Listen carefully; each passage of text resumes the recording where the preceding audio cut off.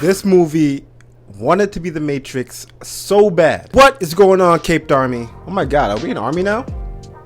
I don't know, let's roll with it, see what happens. It is I, Caped Informer, the most informed, and I couldn't be happier that you all joined me today on this experimental segment of mine that I've decided to give a spin. Today, I will be attempting to move off the beaten path of formal movie reviews and will be revisiting older movies that I enjoyed when I was just a wee little Caped Informer to see how well they aged with time. Yup, that would be good. That would be the name of this little segment of mine. How well did it age? This will be fun. At least it should be. However, before we take this little stroll down memory lane, please don't be shy and introduce yourself to that subscribe button, as I personally am mortified when I think about you all missing out on what's to come. If you were anyone who was anyone growing up as a young kid in the 90s, hell, even the early 2000s, you most likely came across one or two Jet Li movies back in the day that you watched over 8 million times, give or take. I can honestly say I've probably reached that count with each one of his films, but one of those flicks hold a special place in my heart, simply titled The One. You couldn't tell my 10-year-old self nothing when this movie came out. You mean to tell me Jet Li placed the hero and the villain in a sci-fi movie with expert level kung fu, mind-bending special effects, or so I thought, and multiverse theory? This blew my mind as a kid, which I'm sure it did for many of you.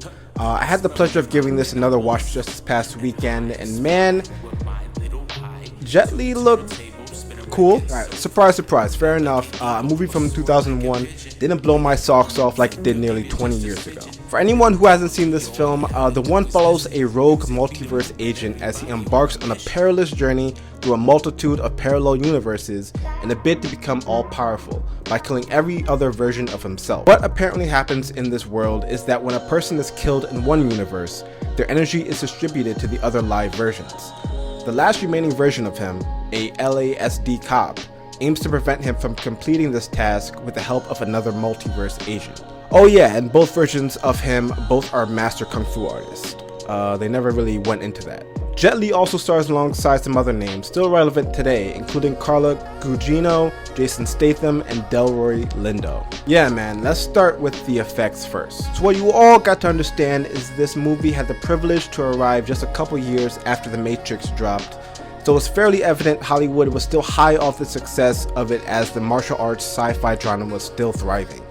I mean, the influence is painstakingly obvious. As cheesy as it all still comes off, Jet Li's natural ability still saves it. I really forgot how skilled he was, and probably still is to this day. He was almost too good when it came to the fight choreography, at least. I mean, it was pretty evident that Statham and Lindo didn't receive the same kind of training when they shared a scene with Lee.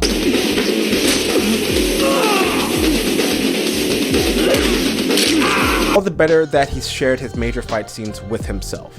I'm actually inclined to believe they didn't really rehearse anything outside of the fight scenes, as the acting is laughable and the writing doesn't make it any better. Actually, the worst of the worst has got to go to Statham by far, which is surprising since he blows all of his co-stars out the water in current day Hollywood in terms of success. Look man, I don't know if it's that piss poor American accent he attempted or what, but he clearly didn't come into his true acting chops until much later in his career. But let's not be so hard on Mr. Statham, since there wasn't a whole lot of room for any Oscar award-winning performances in this one, and that's why I still love this movie to this day. It's a movie that knew what it was. A simple sci-fi kick-ass action movie starring Jet Li. It was probably the first movie that ever presented the multiverse theory to me.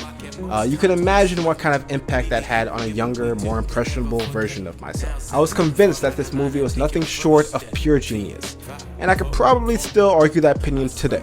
I'm lying. What I couldn't get over, and definitely still found hilarious even back then, was the incredibly cringy soundtrack. Again, I'm pretty sure this trend was taken from The Matrix, but the hardcore metal hits were far too abundant in this movie.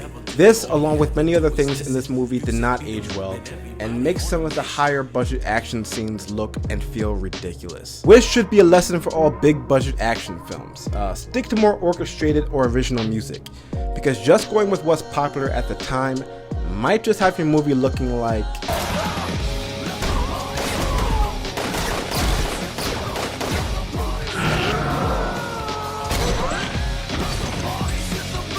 So, for my final verdict, did this movie age well? Even though the nostalgia will always keep it near and dear to me, I'm gonna have to say no.